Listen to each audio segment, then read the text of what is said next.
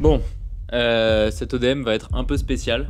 Donc pour rappel, l'ODM, c'est une série que j'ai lancée il y a maintenant presque un an, intitulée l'Odyssée du million, puisque c'est un pari que je me suis lancé d'atteindre 1 million de chiffre d'affaires annuel avec mon agence de marketing, et je documente le tout dans cette série de vidéos.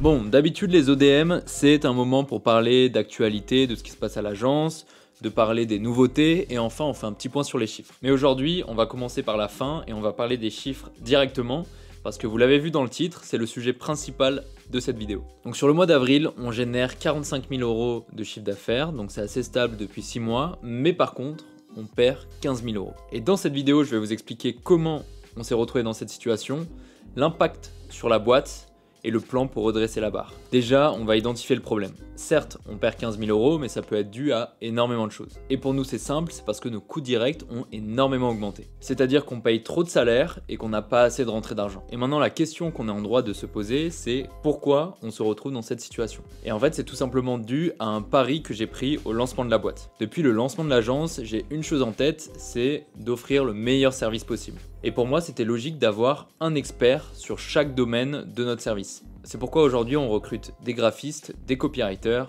des CRM managers. Pour te donner une comparaison, ma boîte, elle est structurée de la même manière que si j'essayais de monter une boulangerie avec un mec spécialisé pour le pain, un mec spécialisé pour la viennoiserie et un autre, par exemple, pour les quiches Lorraine. Donc au final, tu te retrouves avec une boulangerie qui est excellente puisque tu as un mec spécialisé sur chaque domaine, mais par contre, ça te coûte bien plus cher que si tu avais tout simplement une boulangerie avec un gars qui s'occupe de tout. Et aujourd'hui, le pari de mettre l'accent sur la qualité du service, il est réussi. Tout simplement parce qu'on récupère régulièrement des clients d'autres agences concurrentes, mais aussi parce que depuis le début de l'année, donc ça fait 5-6 mois, on n'a pas perdu un client existant. Donc le pari du service, il est réussi, mais maintenant, on a toujours ce problème de rentabilité. Et ce problème de rentabilité, il n'est pas lié au fait qu'on n'ait pas assez de clients. Parce que si on a une rentabilité de 10%, ce qui n'est pas excellent, et bien même si on fait x10 au niveau du nombre de clients, il faudra faire x10 au niveau de la taille de l'équipe, et on aura toujours 10% de rentabilité, et on aura toujours le même problème, mais à plus gros volume. Donc le souci, en réalité, il faut aller le régler à la source. Alors je ne sais pas si vous connaissez le concept d'Henry Ford et de son assembly line, donc sa chaîne d'assemblage, mais en fait le but, c'est de minimiser, de réduire le champ d'action de chaque personne pour qu'il soit le plus efficace possible. Et justement, quand Henry Ford a commencé à développer ça, ça a été une réelle révolution dans l'industrie de l'automobile.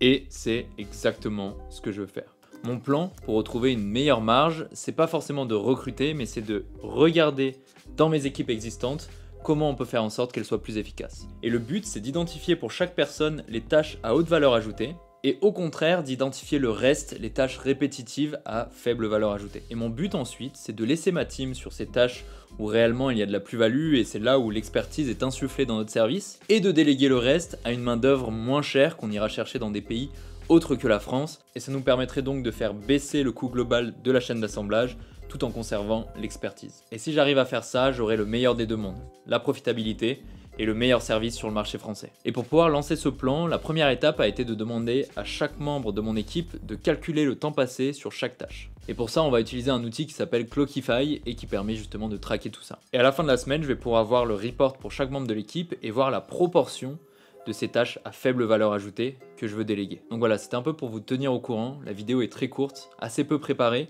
Mais en réalité, je pense que vous en doutez, j'ai assez peu de temps pour le contenu en ce moment. Donc niveau moral, ça va un peu mieux. Mais il y a quelques semaines, c'était un peu compliqué, surtout que j'ai enchaîné quelques voyages dans le sud de la France. Je suis allé aussi à Dubaï pour rencontrer prospects et clients. Et ce qui est chiant, c'est que les problèmes dans la boîte, tu peux pas les prédire. Donc même si je passais un bon moment pendant mes voyages, j'avais toujours une petite voix qui me rappelait « T'es pas rentable, faut que tu te bouges le cul ». Enfin bref, je sais pas trop ce que va donner cette vidéo, pour être honnête. Je vais la poster quand même, puisque ça fait partie de l'histoire. Et que je veux plus tard pouvoir revenir en arrière et me dire « Ah putain, le plan il a marché, ah le plan a pas marché, on a trouvé autre chose ». Mais pouvoir comprendre ce à quoi je pensais à ce moment-là et voir si j'avais raison ou tort. Sur ce, je vous dis à bientôt et en espérant que le plan marche.